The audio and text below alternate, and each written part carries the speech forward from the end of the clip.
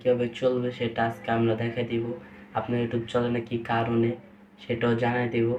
তো আমরা চলে যাব হোম স্ক্রিনে।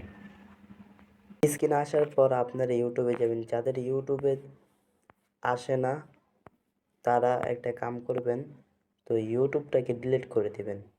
তো আমারটা আসে, ঠিক আছে, অনেকজনেরটা আসে না। তো সেই জন্য আপনারা একটা কাম করবেন, ইউটিউব ডিলিট করে দেবেন। আমারটা আসে, তা আপনারা ইউটিউব ডিলিট করে দেবেন। তো ডিলিট কীভাবে করে তা তো আপনারা জানেনই। ইউটিউব ডিলিট করার পর আপনারা ক্রোম ব্রাউজারে যাবেন। ক্রোম ব্রাউজারে ঢোকার পরে সার্চ বারে লিখতে হবে youtube.com। এই জায়গায় youtube.com লিখেছি, youtube.com। তারপরে আপনাদের এরকম ইন্টারফেস শো করবে। তারপরে এখন এই যে কর্নারে 3 ডট আইকন, এই জায়গায় ক্লিক করবেন। ক্লিক করার পর নিচে টান দিলে দেখতে পারবেন